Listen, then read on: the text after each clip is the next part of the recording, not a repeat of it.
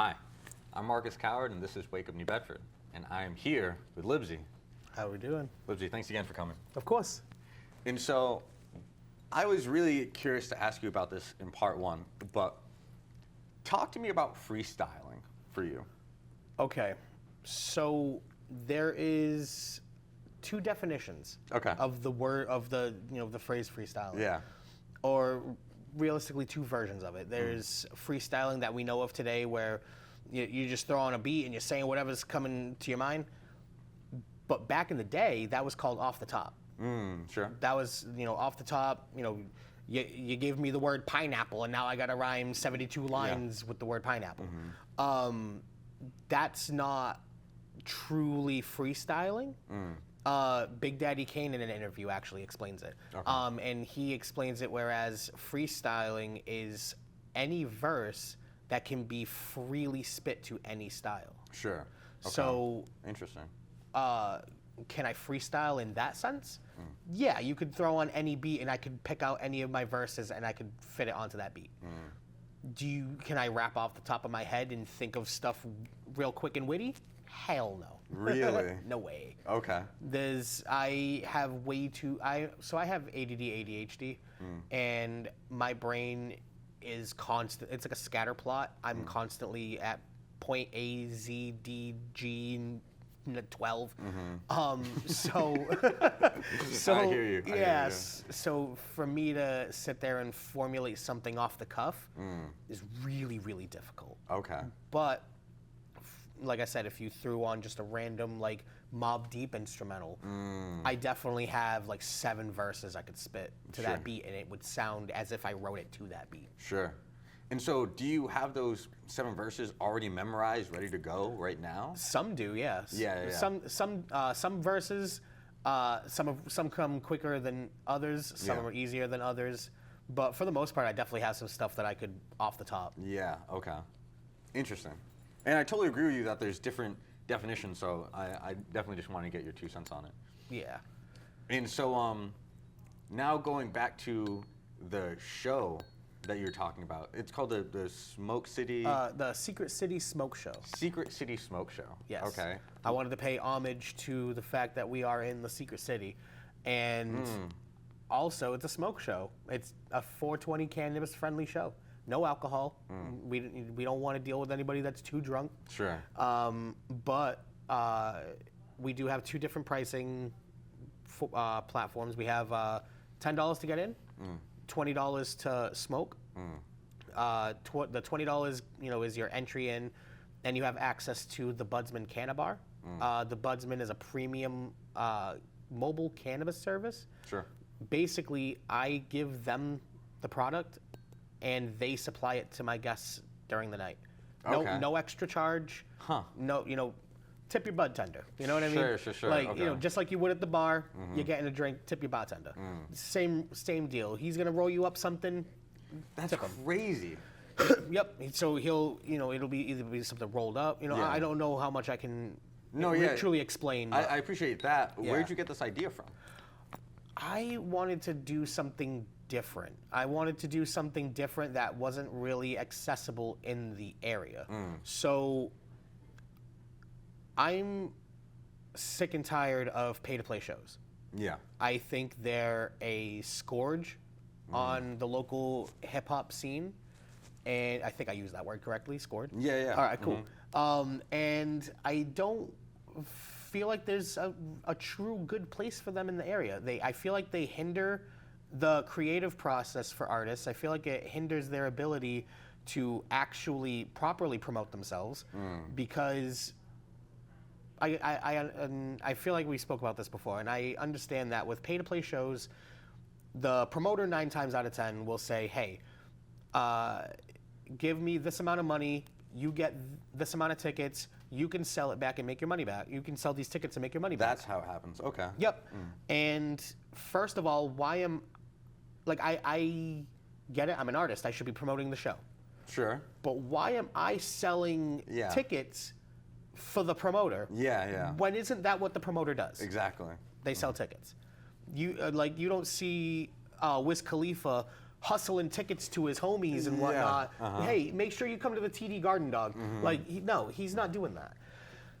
So there's no reason why, out of all the genres, because I only see this happening in hip hop, that we're paying to be on stage. You know, you're not paying. No disrespect to karaoke DJs, but karaoke DJs get paid to be, you know, to be there for the night, and they push a button and have somebody else come up and sing, and that person's not even getting paid.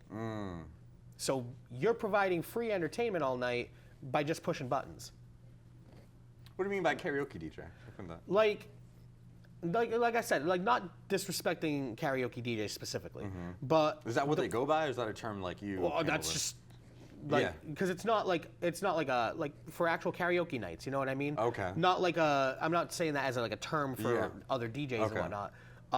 Because I know plenty of fantastic DJs, but the ones that like do karaoke nights, you're only really getting paid to push a button and have some drunk person sing "Sweet Caroline" to a bar full of people that know they're off, that can't even tell they're off tune.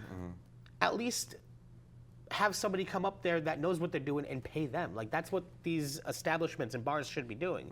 Is instead of paying to have drunk people sing all night, you should be paying the local artists in your community to provide entertainment for your guests for the night. That's what we should be doing. Like, again, no disrespect to karaoke, because karaoke's fun. Sure. Like, it is fun.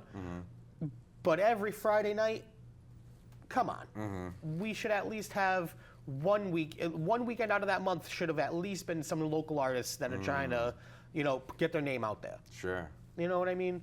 So that's kind of my issue, is we should be paying hip-hop artists to perform. Rock doesn't get charged to perform. I've never heard of that. Never heard of a jazz ensemble getting charged to perform. You know, a chorus choir, you know, pop singers, you know, like a pop singer locally doesn't charge to... Who do you think should be paying the artist? The promoter, the venue?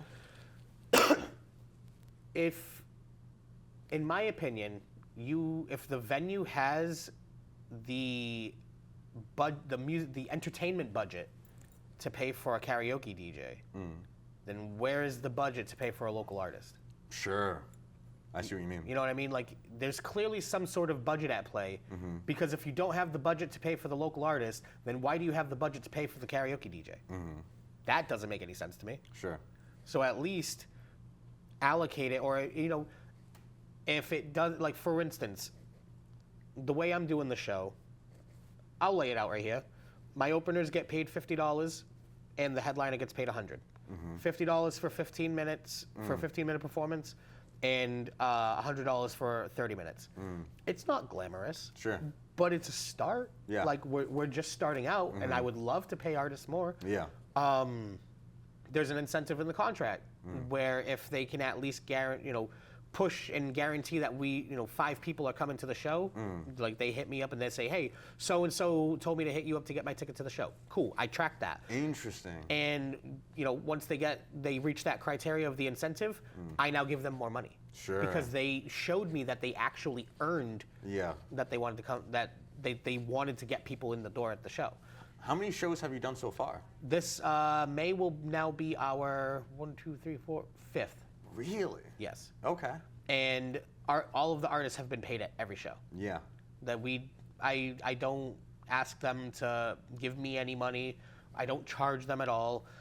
The most I do is ask them to promote the show. Just promote the show you're on. That's all I ask. Yeah. And I mean, today for instance, I revealed the flyer for the next show yesterday. 24 hours later, we had 44 shares. Wow. And just in 24 hours. Yeah. So it's really picking up steam. Yeah. And so is this something that you had been brewing on and planning for a while, or was it really just something that you came up with last year and then were able to implement it quickly? So it's actually something I've been talking about for quite a few years now. Sure. There's actually quite a few artists that had reached out to me and said, I remember you talking about this like 4 or 5 years ago. Wow. So I'm happy to see that you finally are putting it into motion. Yeah. Not even so much just doing shows on my own and getting the artist paid, but just saying, hey, artists need to be paid. Like, it's not even like we should be. It's we need to be. Yeah. Like, it's no more of a can we please. It's a I'm demanding it now. Yeah, We absolutely. deserve to be paid. And I'm putting step, and a lot of people have reached out, and they're like, they're happy that I'm finally putting forth the steps to actually get us paid. Excuse me, throat's a little dry. Sure. But all of the artists are paid out of my own pocket. Yeah. I don't want them to feel like if the tickets aren't great, they're not getting paid. We did have a show cancellation because the tickets weren't great, and shit happens. You know what I mean? There was a lack of promo. Sure. So things happen. The headliner, I already spoke to him, and I have him for another event. So Sure. That's the homie. Everything's all kosher and whatnot, so I don't have to worry about that. But does it suck? Yeah, absolutely. I don't want to cancel a show. But what was best for business was not doing the event, saving everybody's money, Yeah. and reallocating those resources to the next event. Sure. So, realistically speaking, though, I just want to get everybody paid. I'm just happy that I'm doing it. And so we were talking, I think it was a little bit off camera, or maybe in part one, where you were talking about how you'd want to form a record label or something that could help promote artists. So at some point, do you see yourself stepping away from music and taking more of a administrative or managerial role? Yes and no. Okay. I see myself taking the step back from music, probably for more family life. Just because once my daughter gets a bit more older, I'm obviously gonna still make music, and I'm still gonna be putting out music and doing shows, but I'm not gonna be going as hard because I'm gonna want to be there to hang out with my daughter. You know what I mean? Yeah, that makes sense. I don't necessarily think I'll take a step back in regards to managing artists. Like, I feel like if anything, I'll start it, and then I'll find someone that I'm close enough with that I can be like, hey, let me at least be the brains, but can you run this for me? You know what I mean? Kind of like, I don't even have a good example for this. Yeah, I don't even have a good example for that. I was gonna say like Jay-Z and Dame Dash, but I don't even know if that's a good example. But No, yeah, I know what you mean. basically have the company, but just have somebody run that section for me. Yeah, yeah. Or even like something like Good Music, where Kanye started it, but then made Pusha T the president. Correct. Yeah, yeah. Or like Dreamville, there's J. Cole and then there's Eve, who's the president. Yes. Totally know what you mean. Totally know what you mean. And so, how long does it take for you to make music, and how often do you plan to put music out? Ooh, that's so. When it comes to making music, it could be anywhere from 6 hours to 3 months. Wow. It really depends on the song. It depends on what I'm doing. What I like to do is I'll make a ton of beats. Okay. And then I'll one random night, I'm sure tonight, I'm not really doing anything, so tonight I'll probably stay up late, make a ton of beats, and then I might end up sitting on those beats for 6 months before I decide to even write anything. Really? Yes. Okay. And what's funny too is I plan on dropping my next album probably about November, that's usually my release time. Okay. So I probably won't even get half the album done until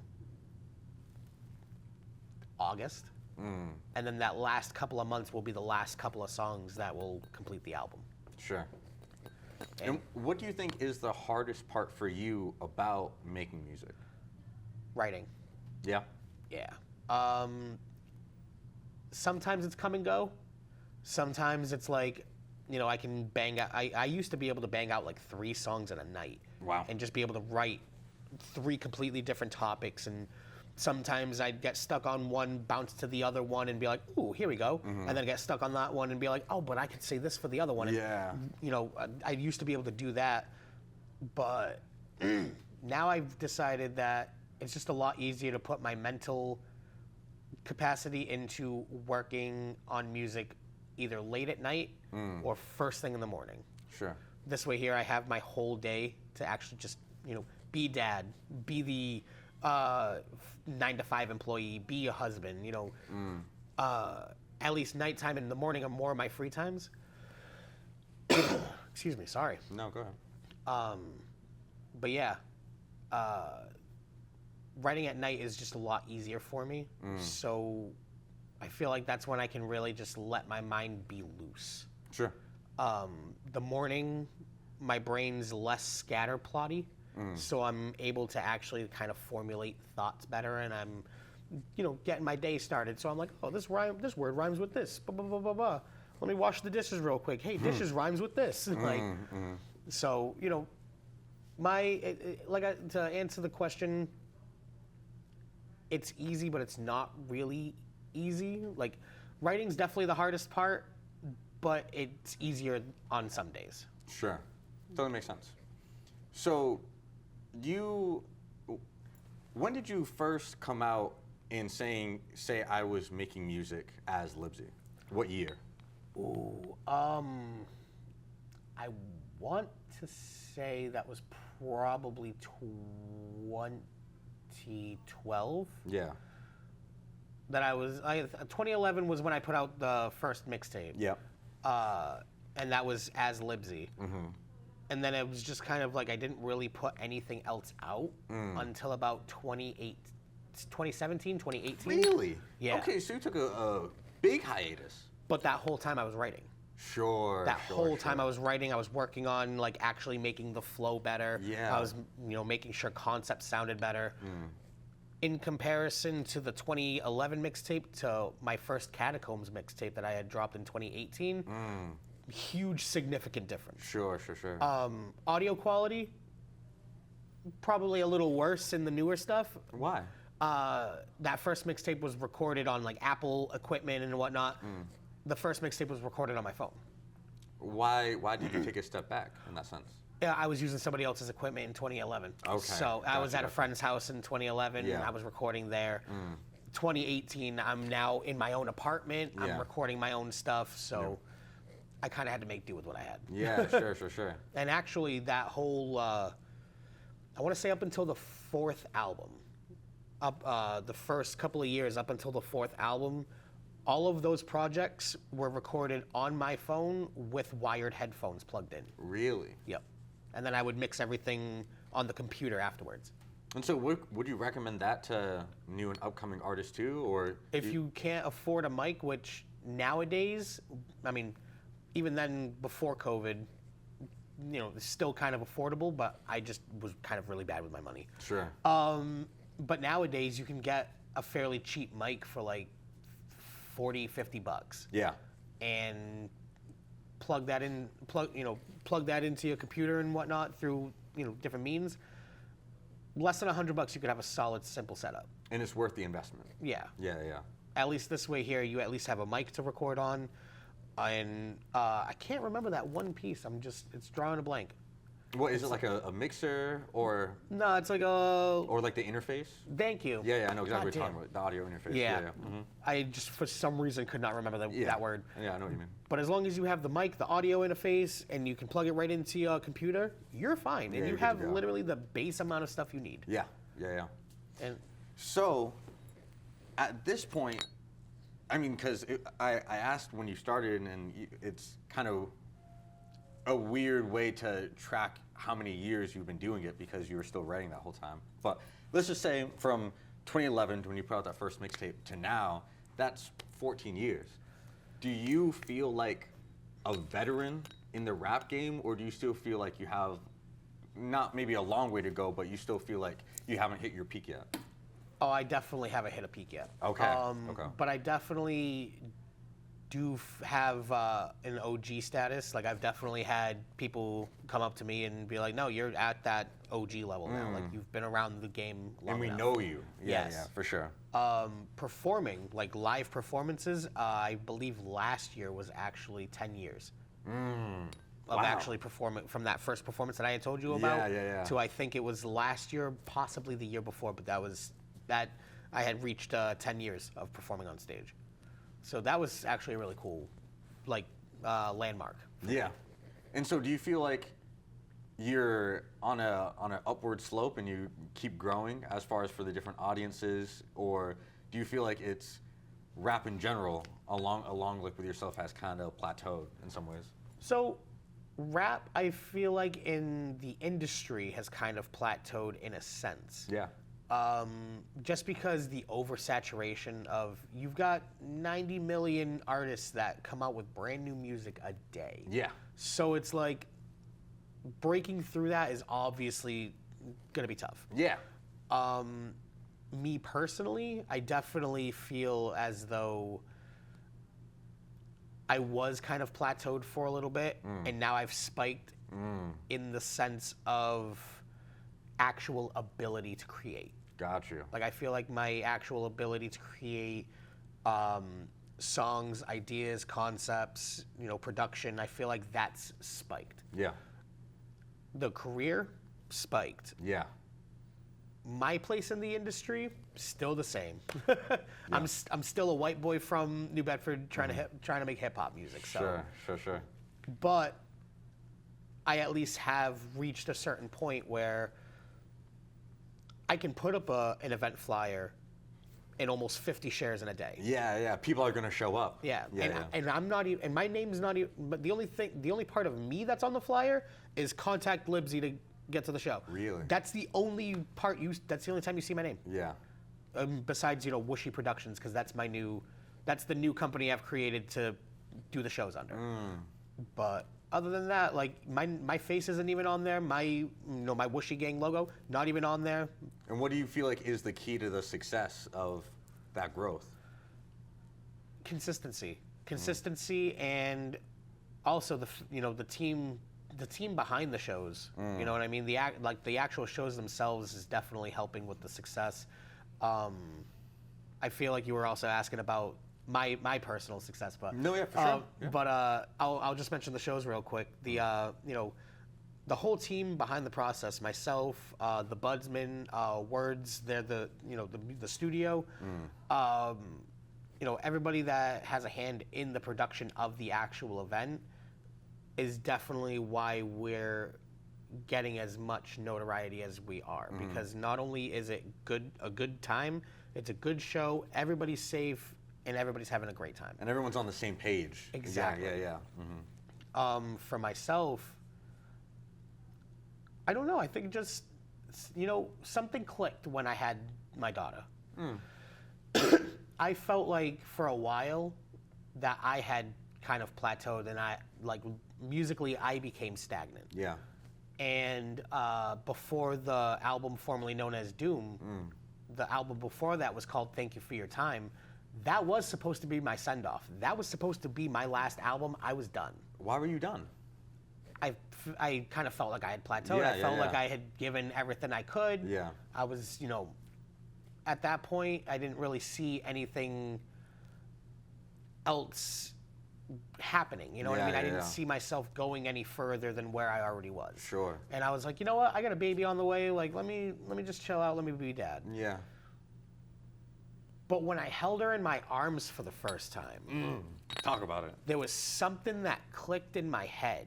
And it was around the time Tyler, the Creator, had just... Tyler's another huge inspiration of mine. Same, yeah. He had just released the song Dog Water. Okay. And in the song, he says, if you don't know my daughter's name, then we ain't really dogs. And I was like... Yup. What a bar. I was like, I feel that. I feel that in my soul now. Yeah. I can actually, like, I feel that. Yeah. So I was like, you know what? I'm not done. I was like, there's so much more I can offer. Yeah. There's so much more I can do. And from then on, I was like, you know what? I'm going to try and be as prolific and creative as I possibly can. And it's, I have songs with local artists. Yeah. That, sure, we talked about it, but never in a million years would I had thought the song came out that great. from both ends. You know what I mean? Yeah. Hendrik Hernandez, actually. I have a song with him that's going to be coming out on his, whenever he drops a new thing. Yeah. And that song is insane. Really? Crazy, start to finish. Sounds like it should be played in an anthem. Yeah, wow. Like, it has that, like, anthem, like, powerhouse kind of sound. Oh, my God. I have that song with him. I have songs with Tragic that you just interviewed recently. Yeah. I've been talking to DJ Angeli, longtime DJ from the area. I have him that's going to be DJing my birthday show. Okay, dope. I've been talking with Dirty Dirty. I'd like to have them. Actually, they may even see this before I have the chance. I'm a blonde. Listen, sometimes I forget to talk to people, but they might see this before I actually get the chance to talk to them. But I'd like to have Dirty Dirty on the birthday show. Sure. I have Hendrik performing on the birthday show. So, I'm trying to connect with artists that I never thought I would have had the chance to connect with. Yeah, put on local artists for sure. And the local artists that are under me in a sense, you know what I mean? I'm not above anybody. Nobody's below me, but in that status wise, I guess you could say of experience. Sure. The less experienced artists, I'd like to help put them on. For sure. So we're just about wrapping up, but I've been wanting to ask you about the New Bedford sound. Is there a New Bedford sound? What's holding us back from creating a sound, or should there be a sound? So I feel like what's interesting about New Bedford is we are a multicultural melting pot. For sure. In my opinion. So I don't think New Bedford necessarily has one particular sound because, we have the hip-hop, but then we also do have a legacy of rock bands from here. We have groups like the Tavares, you know what I mean? We have, other Cape Verdean musicians from this area. Yeah. So, does New Bedford have a sound? Yes. Is it one sound? No. Is it a flower garden of different types of flowers that have all bloomed and grown together? Yeah. Yes. I feel like we should celebrate all of the sounds, not just one. Yeah. Beautiful answer. Thank you. And I'm really excited for what you have in the future because I really do want to support local artists and have us work together to really create a solid foundation that can continue to support us and just keep building on it. Absolutely. And so I really appreciate and I'm grateful for the work that you're doing. I wish you the best of luck and to keep going. Thank you. I appreciate that. For sure. And so for everyone watching, this has been Libsey. Go find him on social media. Go listen to his music. He has a lot of music to go listen to. Check him out and catch us on the next episode. Thanks for watching. Peace.